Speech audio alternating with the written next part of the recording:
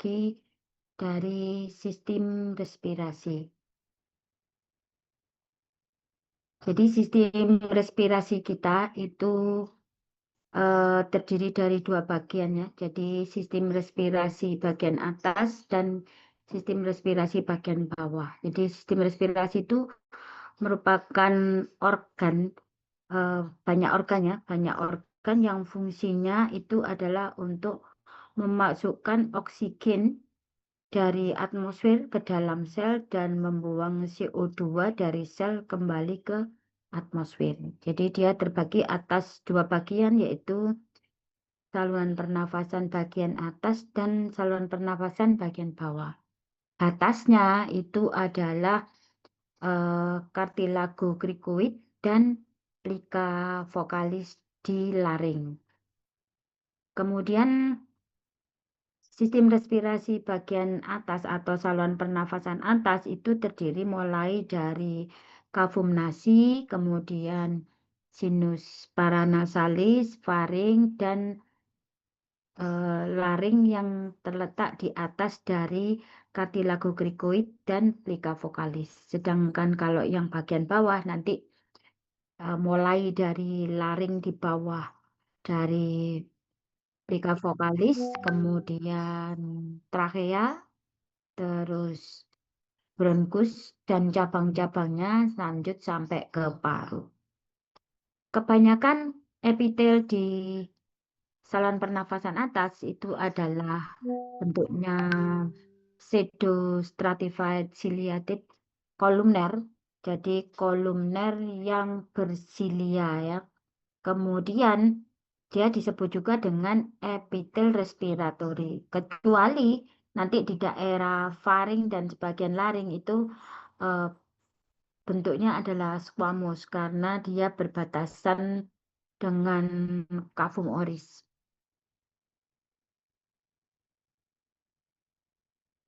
Ini adalah saluran pernafasan kita, jadi mulai dari kavum nasi, kemudian area faring, selanjutnya adalah laring, kemudian trakea, terus nanti ada cabang dari bronkus sampai bronchiolus terminalis dan respiratorius, kemudian lanjut ke paru. Yang bagian atas itu batasnya sampai di sini. Di laring, dan di laring ini ada nanti plika vokalis dan kartilago krikoid. Kalau bagian atas mulai dari kavum nasi, faring, sampai bagian atas dari plika vokalis di laring, sedangkan bagian bawah dari plika vokalis sampai paru itu adalah saluran pernafasan bagian bawah. Kemudian kita bahas satu-satu bagian dari saluran pernafasan atas. Yang pertama adalah kavum nasalis. Jadi kavum nasalis ini pintu keluarnya yang bagian depan itu disebut dengan nares.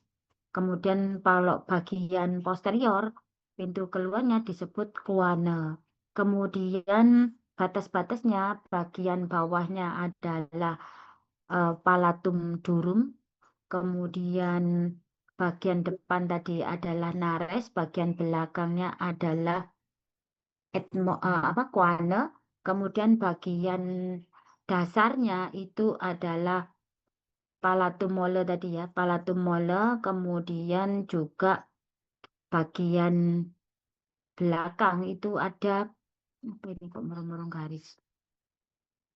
Bagian belakang itu ada etmoid ya, bagian posterior itu ada etmoid, kemudian ada lamina cribriformis yang nanti merupakan tempat berjalannya dari nervus olfactorius. Jadi ini letaknya ada di bagian atapnya ya, di bagian atap sebelah posterior. Kemudian kalau bagian atap yang sebelah anterior itu adalah os frontal dan os nasal.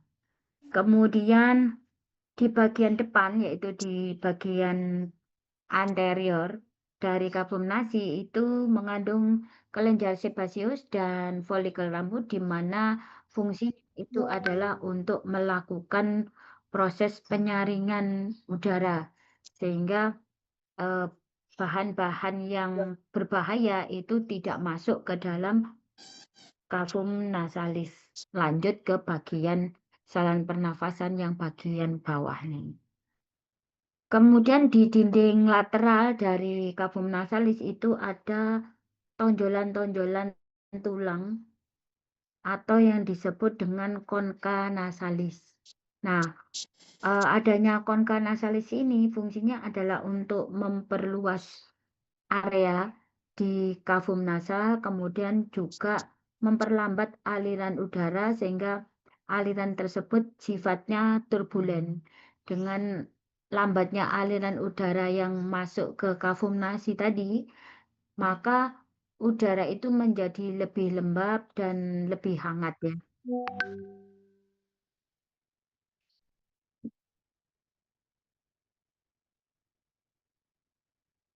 Sedangkan di bagian atapnya itu nanti akan mengandung epitel-epitel olfaktori, di mana epitel olfaktori tadi nanti itu ada eh, reseptor dari pembawaan.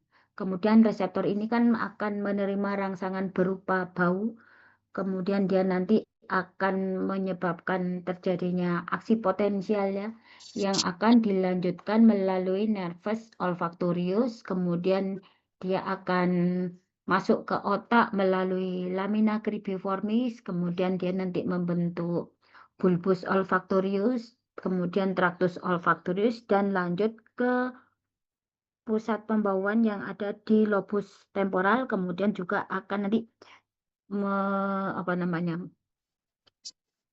berhubungan dengan hipokampus, kemudian hipotalamus dan sistem limbik.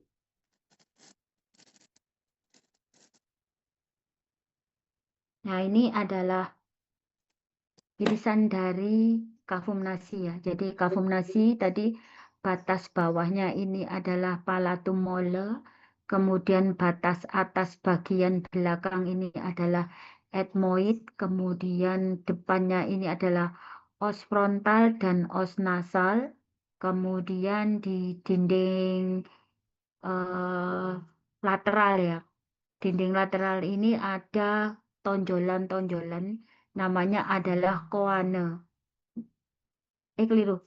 Konka ya, konka nasalis. Koane ini nih. Koane ini pintu keluarnya koane, pintu masuknya nares. Ini nares, koane, kemudian bagian bawahnya itu adalah palatum mole, bagian atas belakangnya itu adalah os ethmoid, depan os frontal dan os nasal, kemudian di sini juga ada lamina cribosa ya. Lamina cribosa di mana nanti merupakan tempat berjalannya nervus olfaktorius. Kemudian di eh, ini ada tonjolan-tonjolan di dinding sebelah lateral tadi itu namanya adalah concha nasalis. Jadi concha nasalis ada superior, medial, dan inferior. Nanti kalau di bawah dari concha nasalis superior ini muara dari eh, sinus paranasalis frontalis dan ethmoid. Kemudian kalau yang di belakang, yang di media ini adalah muara dari sinus maxillaris. Kemudian nanti yang bawah ini adalah muara dari ductus nasolacrimalis. Kemudian dengan adanya konka nasalis ini, maka ada aliran udara yang masuk ke kavum nasi menjadi lebih lambat, kemudian juga turbulen, sehingga bisa dilakukan proses pelembapan dan penghangatan udara di sini. Karena nanti di dalam kavum nasi ini kan juga banyak sekali pembuluh darah ya, sehingga membantu proses pelembapan dan penghangatan udara.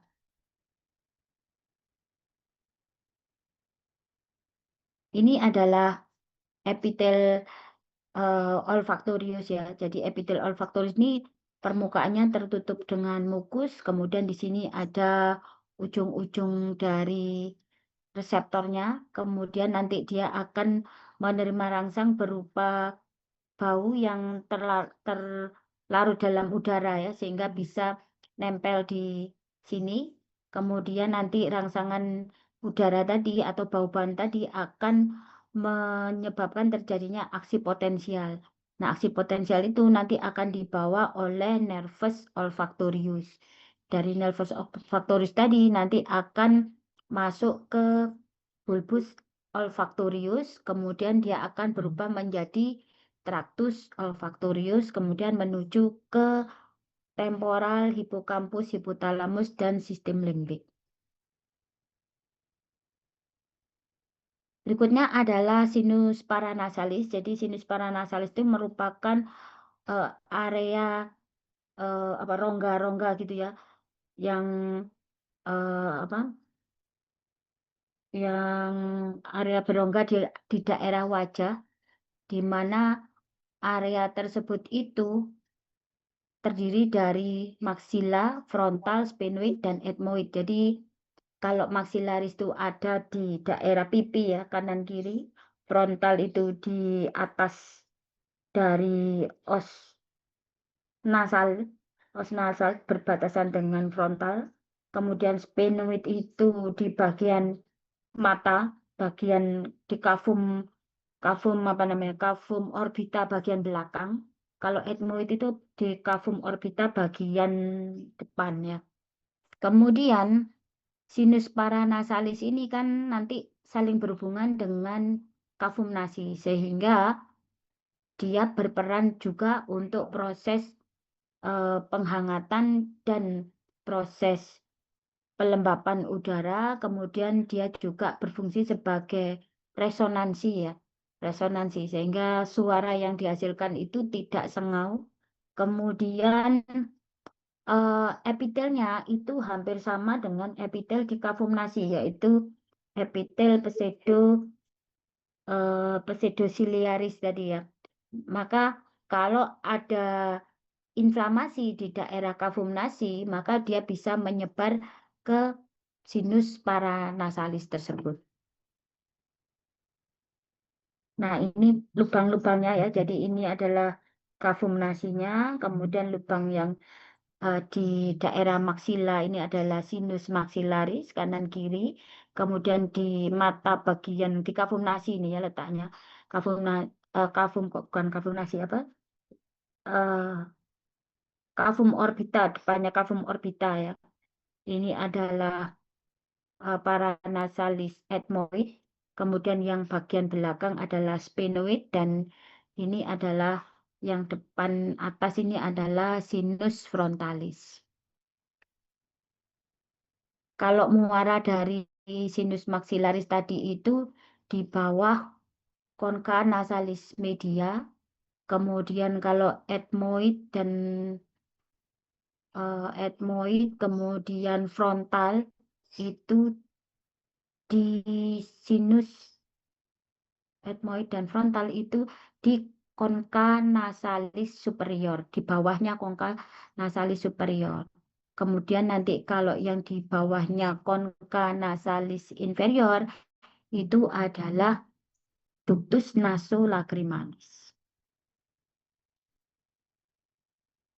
Sehingga kalau kita nangis kemudian hidung kita beler cairan banyak itu enggak, karena adanya cairan yang berasal dari kelenjar lacrimalis masuk ke concha nasalis bagian inferior.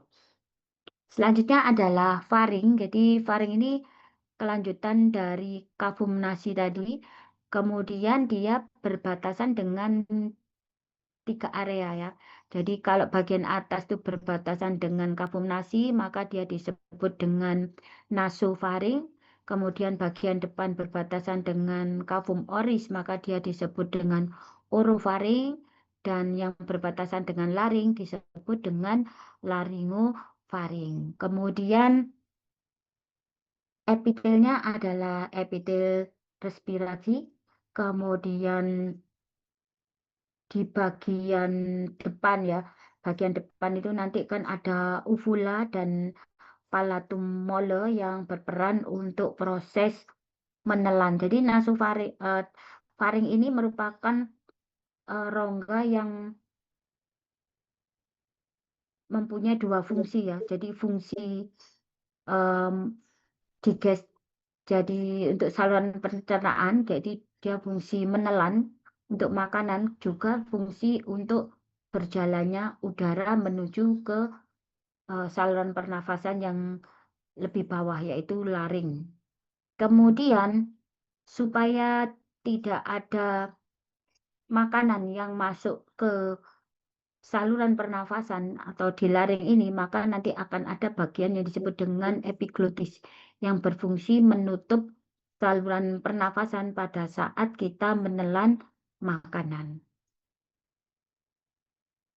Kalau bagian orofaring, nanti epitelnya adalah squamous kompleks non keratinisasi. Itu merupakan epitel dari saluran pencernaan. Kalau yang laring ini nanti campuran ya, campuran. Jadi ada yang terdiri dari lapisan squamous, tapi juga ada yang terdiri dari lapisan eh, apa namanya, lapisan epitel yang respiratori yang pseudociliar tadi ya, pseudokolumner bersilia.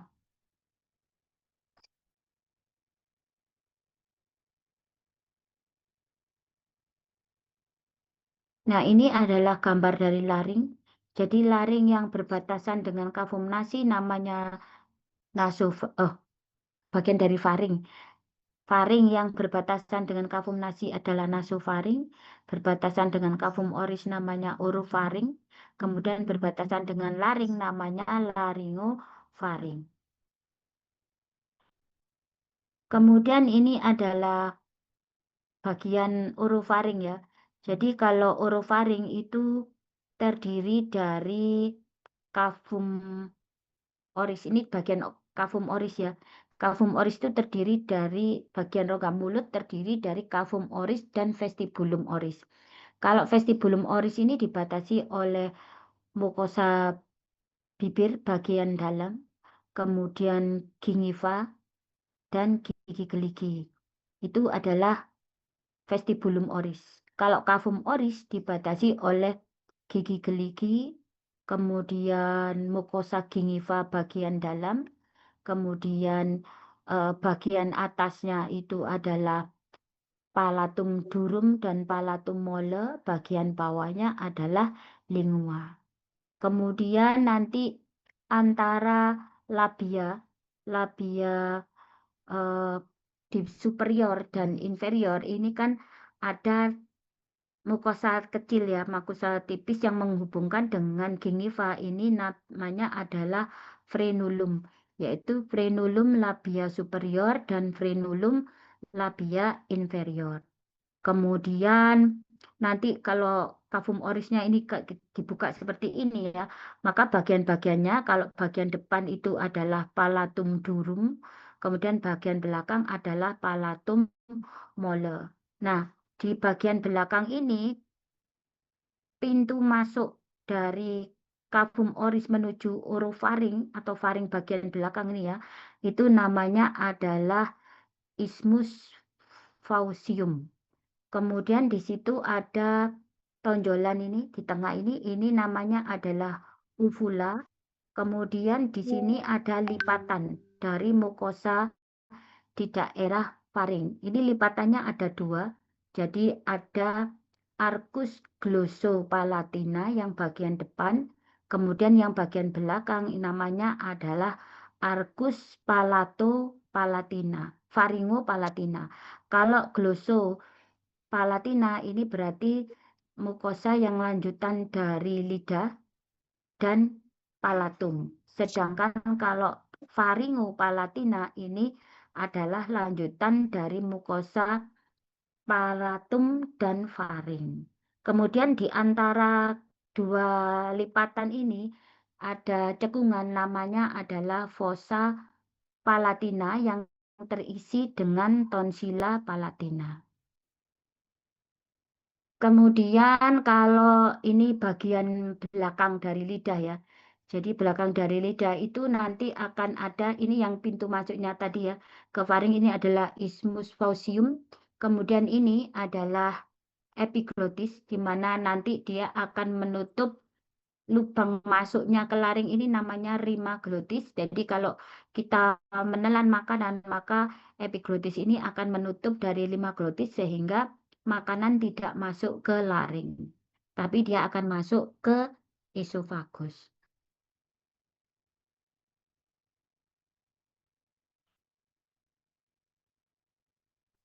Berikutnya adalah laring.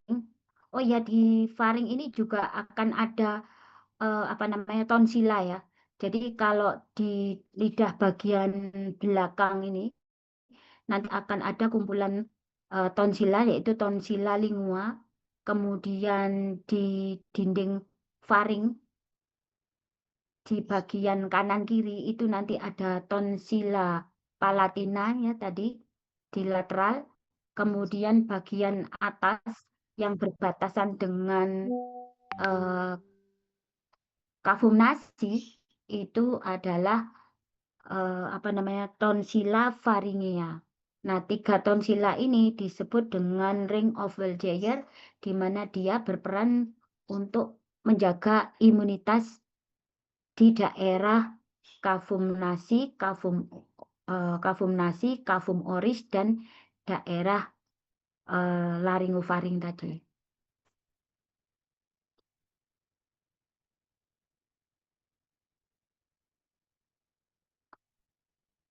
Berikutnya adalah laring. Jadi laring ini merupakan strukturnya sama seperti tabung gitu ya, di mana dia ini terdiri dari tulang rawan yang dihubungkan dengan membran, kemudian ligamen dan otot.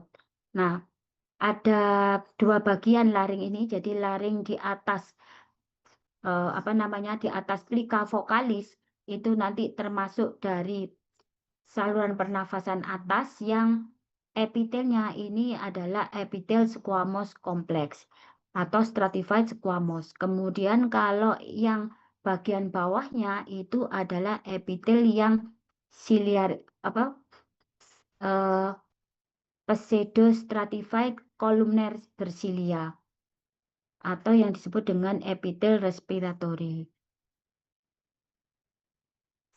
Nah, ini bentuknya seperti ini ya. Jadi tulang rawan yang membentuk laring ini yang tulang paling besar adalah kartilago tiroid, kemudian di bawahnya ada kartilago krikoid, di bagian ujung atas ini adalah kartilago hyoid, kemudian di belakang yang kecil ini adalah cuneiforme, kemudian ini kartilago arytenoid ya, yang di sini ada arytenoid, kemudian eh, epiglotisnya sini. Semuanya dua ya, kecuali epiglotis. Jadi dua pasang hyoid, dua pasang tiroid, krikoid, kemudian cuneiforme, terus arytenoid itu semuanya dua-dua, tapi epiglotis saja yang jumlahnya satu. Kemudian di sini ada plika vokalis ya. Plika vokalis ini yang berfungsi untuk menghasilkan suara.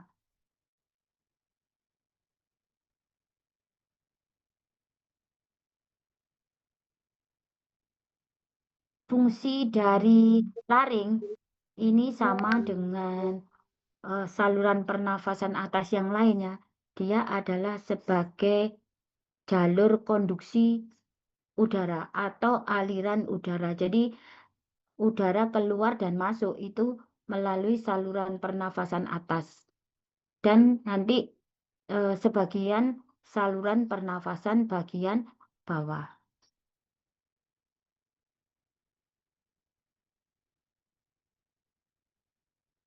Ini tadi sudah ya. Ini inervasinya ya, inervasi dari kafum nasi. Kalau inervasi dari kafum nasi kan inervasinya itu adalah kafum nasi itu kan sensoris ya. Sensorisnya dibawa oleh nervus 5 cabang 2 dan cabang 1. Jadi nervous apa namanya 5 cabang 1 itu ada nervous olfactory kok olfactory apa? Nervous ophthalmicus ya. Nervous ophthalmicus kalau nervous ophthalmicus oh bukan. Jadi kalau yang apa namanya karena dia sensoris, sensoris untuk rasa yang ada di hidung dan palatum itu dibawa oleh nervous 5 cabang 2 yaitu nervus maxillaris. Kemudian kalau sensoris pembauan oleh nervus olfactorius atau nervus 1. Kemudian untuk vaskularisasi daerah nasal ini berasal dari arteri ethmoidalis anterior, ethmoidalis posterior, arteri sphenopalatina, kemudian arteri palatina mayor, arteri labialis superior. Kemudian ujung-ujung dari arteri-arteri tersebut ini nanti akan membentuk yang disebut dengan plexus Kieselbach.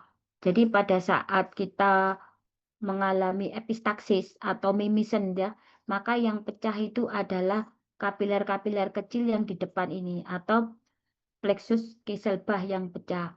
Tapi kalau misalnya terjadi epistaksis bagian posterior, itu yang paling sering pecah adalah arteri palatina mayor dan arteri sphenopalatina.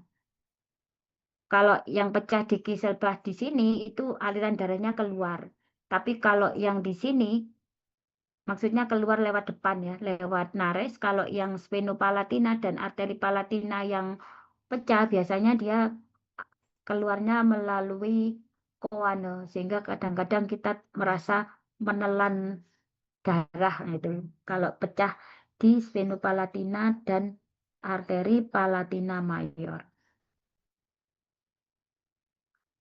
Kemudian kalau aliran darah dari daerah faring ini berasal dari arteri pharyngeal ascending, kemudian arteri facialis, cabang tonsillar, kemudian juga cabang dari arteri maxillaris dan arteri lingualis.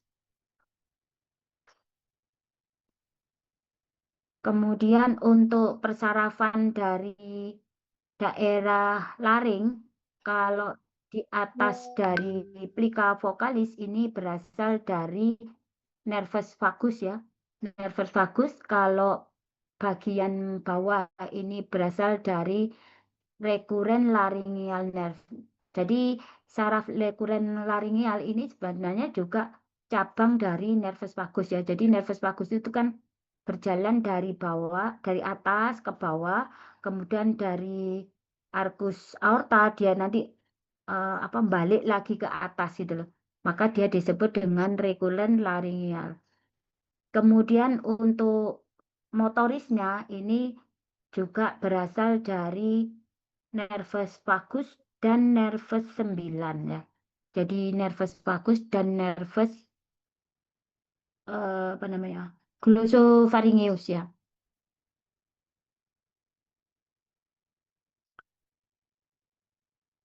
Ini persarafannya tadi ya. Jadi dari nervus vagus dan nervus glossopharyngeus untuk daerah laring.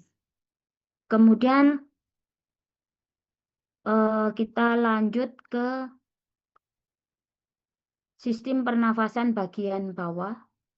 Jadi kalau sistem pernafasan bagian bawah ini berada di bawah dari kartilago cricoid dan plica vocalis. Di sini terdiri dari bagian bawah, laring bagian bawah, kemudian trachea, bronkus, dan cabang-cabangnya serta pulmo. Yang pertama adalah trachea. Jadi trachea ini merupakan saluran pernafasan yang bentuknya itu seperti tabung terbuka gitu ya. Karena dia di depan bagian depannya itu ada kartilago yang bentuknya seperti huruf C terbuka. Jadi lingkaran terbuka atau huruf C gitu ya. Yang bagian belakang nanti, yang bagian terbuka itu nanti akan berbatasan langsung dengan esofagus. Kemudian trachea ini dia terletak di cavum mediastinum. Jadi nanti dia berjalan bersama dengan arteri-arteri besar dari jantung. Kemudian trakea ini nanti akan bercabang. Nah, cabangnya itu namanya adalah eh, karina, namanya cantik ya. Nah, ini adalah cabangnya. Ini adalah cabang dari trakea. Ini adalah karina. Nanti dia akan membentuk bronkus, yaitu bronkus primer. Nah, ini adalah bentuk trakea. Jadi dia selalu saluran ini terbuka karena bagian depannya ini adalah kartilagu yang berbentuk huruf C gitu ya. Kemudian bagian belakangnya ini dia langsung berhubungan dengan esofagus. Epitelnya ini semua sama yaitu epitel respiratory yaitu pseudostratified kolumner yang bersilia. Kemudian dia juga ada kelenjar mukus ya, kelenjar mukus di daerah submukosanya. Kemudian eh, dia akan bercabang menjadi dua bagian, membentuk bronkus kanan dan bronkus kiri.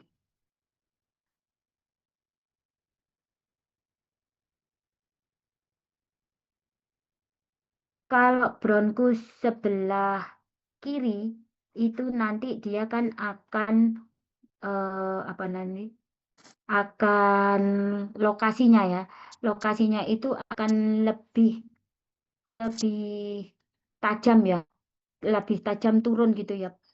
Sehingga nanti karena di bawah lebih datar kalau ke kiri itu lebih datar karena di bawahnya itu kan nanti akan ada jantung ya. Sedangkan kalau bagian yang sebelah kanan itu nanti bentuknya lebih vertikal sehingga sering terjadi aspirasi itu adalah masuk ke bronkus sebelah kanan. Di samping itu juga dia lebih luas lubangnya lebih lebar dan lebih pendek.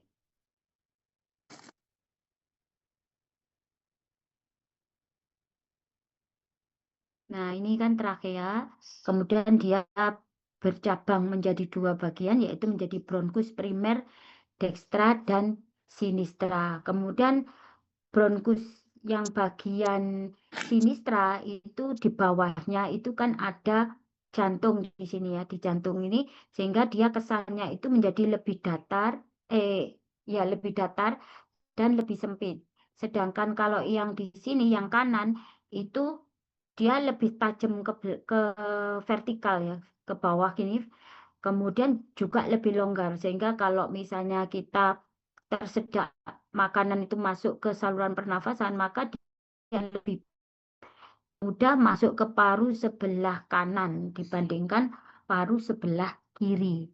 Nah, di paru sebelah kanan nanti dia akan bercabang lagi bronkus itu menjadi bronkus sekunder ini sesuai dengan jumlah lobus yang ada di paru. Kalau paru sebelah kanan ada lobus superior, kemudian lobus media dan lobus inferior. Jadi dia akan bercabang menjadi tiga bagian. Sedangkan kalau yang kiri ini hanya ada lobus superior dan lobus inferior karena dia terdesak organnya jantung. Maka dia di sini nanti bronkusnya akan bercabang menjadi dua bagian.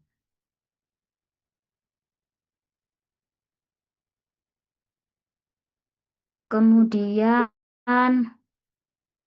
eh, selanjutnya nanti bronkus itu akan bercabang-cabang membentuk bronkiolus. Kemudian bagian akhir dari bronkus namanya adalah bronkiolus terminalis.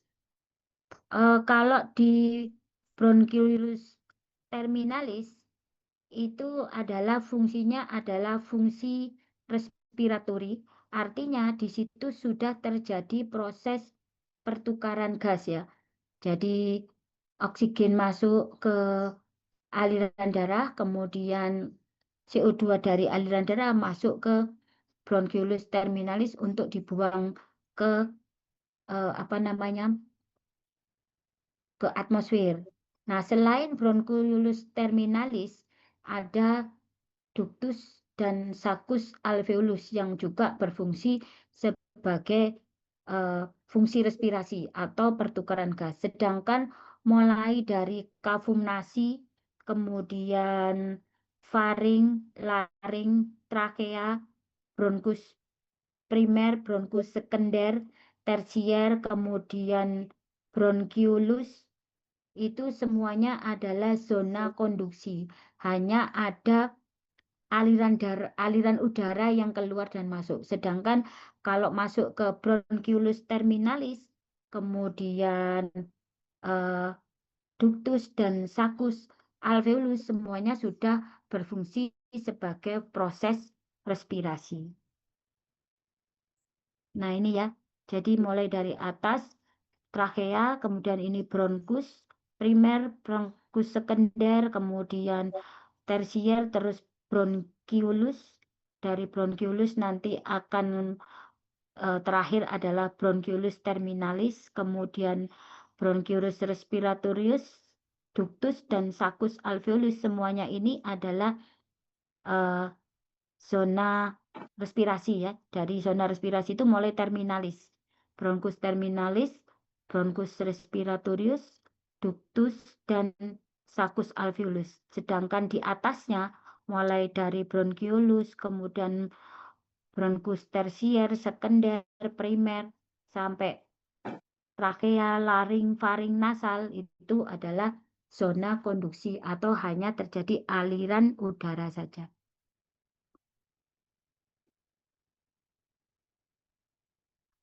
Kemudian untuk persarafan dari trakea ini sensorisnya berasal dari nervus vagus dan nervus recurrent laryngeal. Kemudian untuk aliran darahnya 2/3-nya berasal dari arteri tiroid inferior. Kemudian sepertiganya cabang dari arteri bronkial. Kemudian untuk kelenjar limfe ini nanti masuk ke pretracheal, paratracheal, dan cervical profunda ya.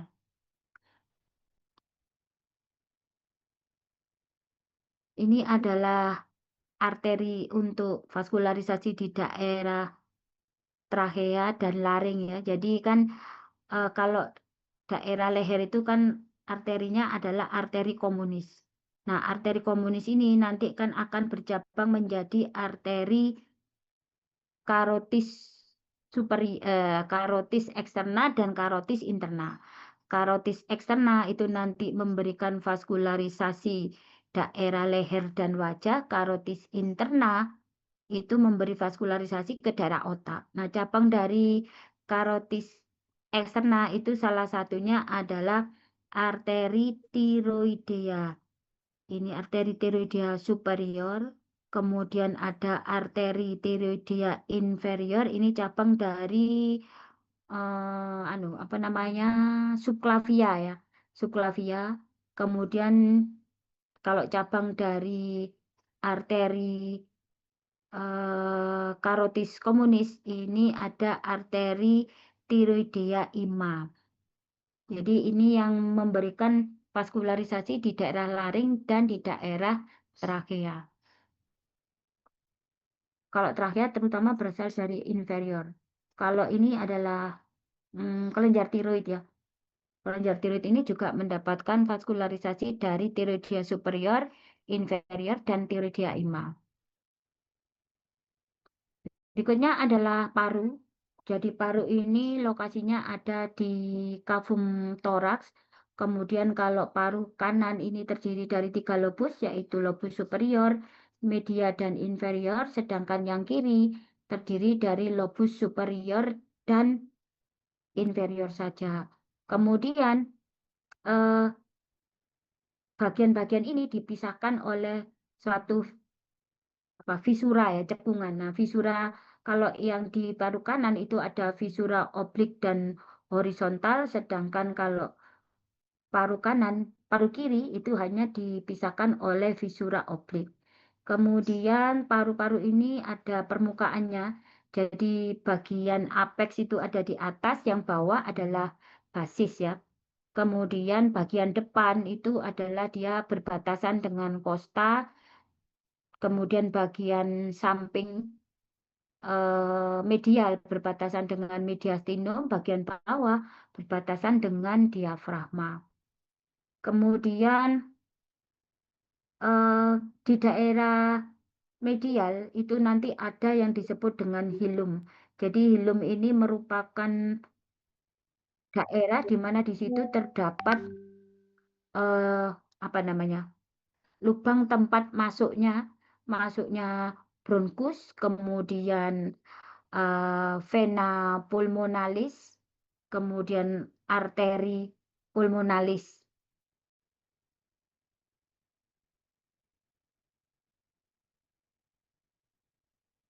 Ya, jadi dari bronkus, kemudian arteri pulmonalis, vena pulmonalis, terus arteri bronkial, kemudian juga saraf plexus pulmonari, dan kelenjar limfe.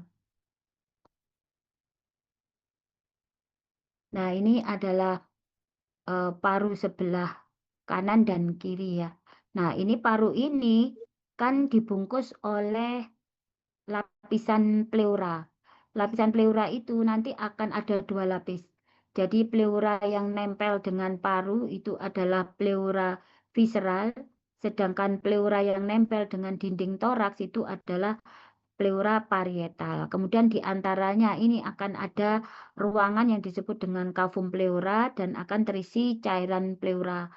Fungsinya adalah untuk mencegah terjadinya gesekan antara paru dengan dinding toraks. Kemudian bagian sebelah medial ini kan berbatasan dengan mediastinum ya. Mediastinum di mana mediastinum ini kan isinya nanti ada jantung, kemudian pembuluh darah besar dari jantung, kemudian di sini juga di bagian belakang ada trakea, kemudian esofagus. Terus paru sebelah kiri juga sama, dia dibungkus oleh pleura juga. Nah, pleura di paru sebelah kanan dan paru sebelah kiri itu tidak saling berhubungan ya.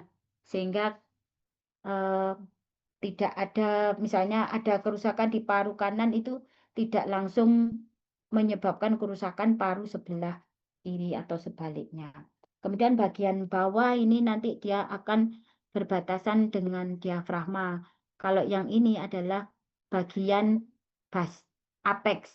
Kemudian kalau di depan ini adalah permukaan anterior, kemudian permukaan medial, terus di belakang ada permukaan posterior dan di bawah adalah permukaan diafragma. Kemudian ini paru sebelah kanan itu kan terdiri dari tiga lobus ya.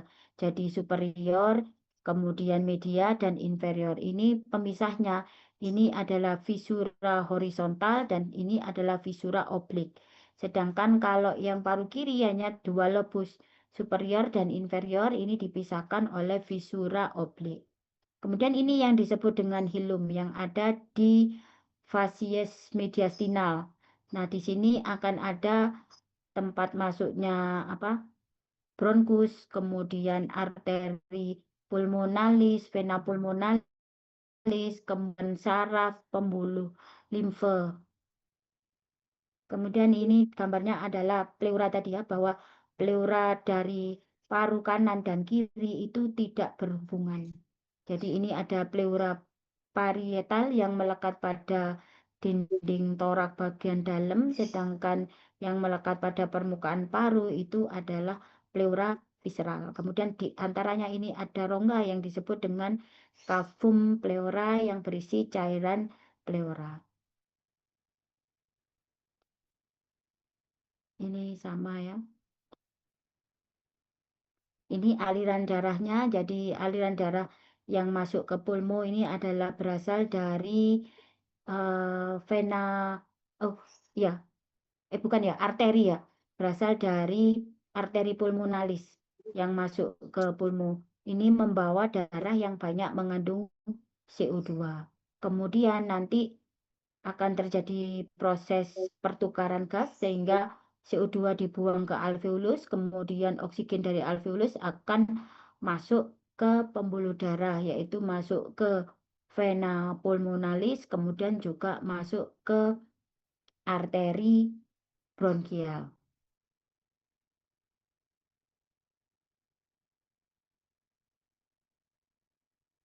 untuk persarafannya, pulmo ini dipersarafi oleh saraf otonom, yaitu saraf simpatis dan parasimpatis.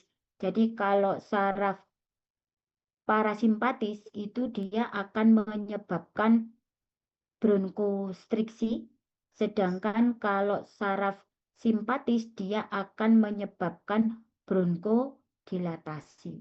Kemudian eh, aferennya atau apa namanya sensorisnya ya, misalnya sensoris karena nyeri, misalnya ada kerusakan dari paru ya, dari apa nyeri atau regangan dari alveolus pada saat dia terisi oksigen, ini dibawa oleh saraf visceral ya, saraf visceral dari saraf spinalis yang keluar dari ini apa celah antar vertebra atau foramen intervertebralis.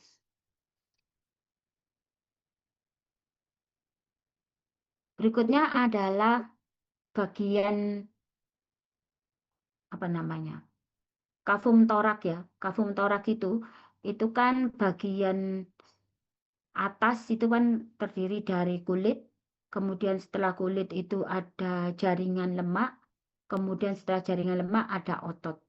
Nah, otot-otot di daerah dada itu adalah muskulus yang depan sendiri adalah muskulus pectoralis mayor, kemudian di bawahnya ada pectoralis minor, kemudian nanti di sela-sela ini kosta itu ada muskulus intercostalis, kemudian ada muskulus serratus anterior ya yang bagian samping. Kemudian kalau bagian belakang itu ada muskulus rhomboideus ya. Nah, kalau yang sekarang bagian kosta, jadi bagian kosta, kemudian sternum dan vertebra itu akan membentuk rongga yang disebut dengan kavum toraks. Nah, di dalam kavum toraks nanti kan berisi organnya adalah paru dan jantung. Kemudian yang membentuk rongga ini terdiri dari kosta. Kosta ini ada 12 pasang, di mana kosta 1, 2, 3, 4, 5, 6, 7 ini disebut dengan kosta vera. Artinya kostanya ini memang melekat di sternum dan di vertebra. Sedangkan yang 8, 9, 10 namanya adalah costa spuria. Artinya dia ini melekat pada vertebra, tapi bagian depan tidak melekat pada sternum. Jadi dia gandol di sternum nomor 7. Jadi 8, 9, 10. Ini namanya costa spuria. Sedangkan yang 11 dan 12 ini tidak gandeng dengan sternum atau nemplok ke kosta yang lainnya ya. Jadi dia ini disebut dengan costa fluctuantes karena dia hanya melayang gitu ya. Hanya melayang dan dia hanya berikatan dengan vertebra saja di bagian belakang. Kemudian kalau sternum ini ada bagian-bagiannya. Yang atas ini adalah manubrium sterni, ini adalah corpus sterni yang bagian tengah, kemudian ini adalah processus siphoideus yang kecil ini.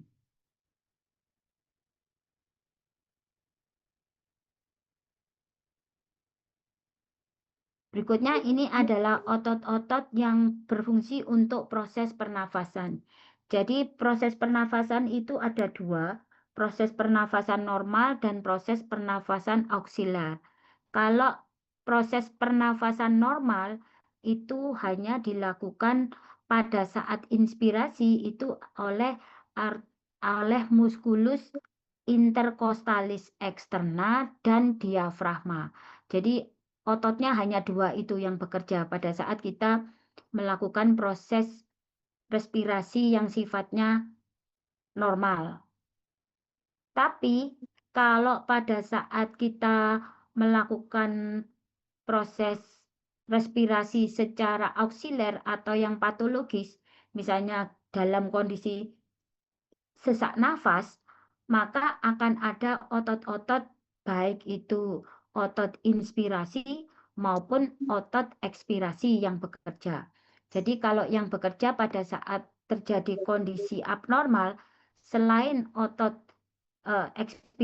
inspirasinya tadi, kalau inspirasi kan ini apa interkostalis eksterna dan diafragma, maka juga akan ada muskulus interkostalis interna, kemudian ada muskulus di daerah leher yaitu sternocleidomastoid, kemudian muskulus calenus dan pectoralis minor. Ini yang berfungsi untuk proses inspirasi.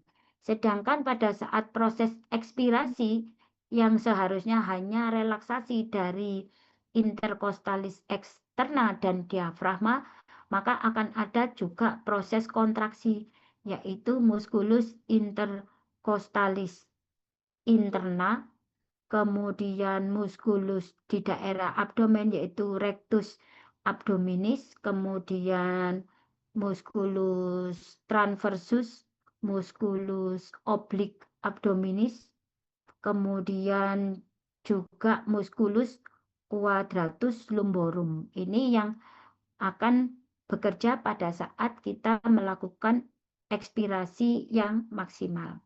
Jadi kalau yang normal, pernafasan normal untuk inspirasi itu hanya thoracalis eksterna dan diafragma. Kemudian untuk ekspirasi tidak ada otot yang kontraksi. Jadi kedua otot ini akan mengalami proses relaksasi. Kalau pernafasannya itu abnormal, maka yang bekerja pada saat inspirasi adalah pertama interkostalis eksterna, diafragma, kemudian otot-otot di daerah leher yaitu sternocleidomastoid, scalenus, dan pectoralis minor. Kemudian kalau yang ekspirasi yang harusnya tidak ada kontraksi, tapi karena pernafasannya itu abnormal, maka akan terjadi kontraksi dari muskulus-muskulus ekspirasi di daerah toraks dan abdomen. Kalau di daerah toraks adalah interkostalis interna, kemudian kalau di daerah abdomen itu ada rectus abdominis, transversus abdominis, obliquus abdominis, dan musculus quadratus lumborum.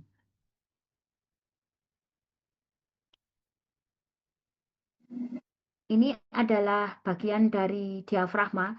Jadi bagian diafragma itu ada yang bagian pinggir itu adalah lapisan muskularisnya, sedangkan bagian tengah itu adalah tendon ya.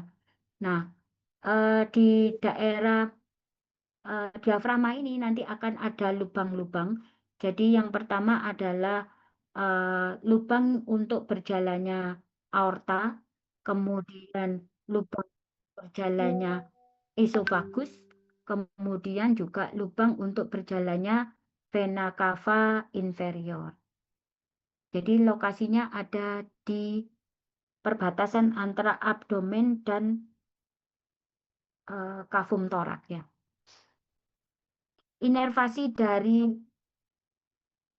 diafragma ini adalah nervus phrenicus. Jadi nervus phrenicus ini keluarnya dari vertebra cervical 45. Jadi kalau misalnya ada trauma di leher, kemudian trauma ini terutama di daerah cervical 45 kemudian mengenai nervus phrenicus, maka diafragmanya akan kena sehingga dia akan menyebabkan terjadinya gangguan proses pernafasan. Kenapa? Karena pada saat inspirasi, diafragma itu nanti akan turun ke bawah. Jadi bergerak ke bawah sehingga volume di daerah toraks ini kan menjadi lebih besar, maka paru akan mengembang sehingga udara masuk. Tapi setelah itu ekspirasi, dia akan naik lagi posisinya kembali, maka ruangan di di rongga toraks ini menjadi lebih sempit sehingga paru akan mengalami pengecilan ke ukuran sebelumnya sehingga udara dari paru ini nanti akan didorong keluar. Nah, kalau nervus phrenikusnya kena, maka diafragma tidak bisa turun ke bawah sehingga udara juga tidak bisa masuk ke paru karena tekanan di paru menjadi lebih tinggi dibandingkan tekanan di atmosfer, maka bisa terjadi gagal nafas. Sudah untuk anatomi, apakah ada pertanyaan sebelum saya lanjutkan ke fisiologinya? Dokter, saya izin bertanya. Ya, Untuk saat pernafasan normal, itu kan yang bekerja hanya muskulus interkostal sama diafragma. Apakah otot lain tidak bekerja? Terima kasih. enggak. Kalau pernafasan normal enggak bekerja. Nanti saya jelaskan bagaimana pengaturan di medula oblongata ya. Jadi di medula oblongata itu ada pusat pengaturan pernafasan. Nah, pusat pengaturan pernafasan itu ada dua bagian. Bagian yang dorsal dan bagian yang ventral. Nah, kalau untuk mengatur pernafasan normal itu adalah medula oblongata bagian dorsal. Bagian ventral tidak bekerja. Tapi begitu kita mengalami gangguan sehingga ada pernafasan yang abnormal, maka bagian dorsal dan ventral itu bekerja. Sehingga otot-otot yang tadinya itu tidak bekerja, jadi ikut bekerja. Ada lagi?